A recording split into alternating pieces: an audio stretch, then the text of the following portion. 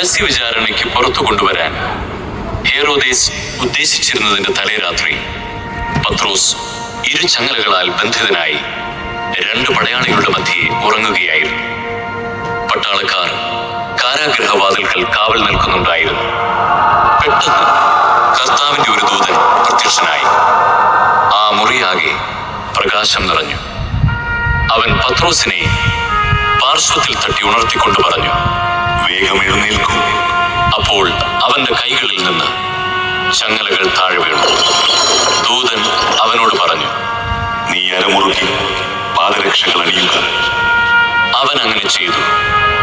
ദൂതൻ വീണ്ടും പറഞ്ഞു, മേലങ്കി ധരിച്ചുകൊണ്ട് എന്റെ പിന്നാലെ വരിക. അവൻ പുറത്തിറങ്ങി ദൂതനെ അനുഗമിച്ചു. എങ്കിലും ദൂതൻ വഴി സംഭവിച്ച ഈ കാര്യം യാഥാർത്ഥ്യമാണെന്ന് അവന് തോന്നിയില്ല. തനിക്കൊരു ദർശനം ഉണ്ടായതാണെന്നേ അവൻ കരുതിയുള്ളൂ.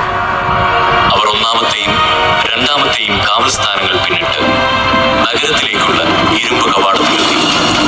അത് അവർക്കായി സ്വയം തുറന്നു. അവർ പുറത്തു കടന്ന് ഒരു തെരുവ് പിന്നിട്ടപ്പോൾ ദൂതൻ പെട്ടെന്ന് അപ്രത്യക്ഷനായി. അപ്പോഴാണ് പത്രോസിന് പൂർണ്ണബോധം വന്നത്. അവൻ പറഞ്ഞു, കർത്താവ് തന്റെ ദൂതനെ അയച്ച് ഹേറോദേസിന്റെ കരങ്ങളിൽ നിന്നും യഹൂദന്മാരുടെ വ്യാമോഹങ്ങളിൽ നിന്നും എന്നെ മോചിപ്പിച്ചിരിക്കുന്നുവെന്ന് ഇപ്പോൾ എനിക്ക്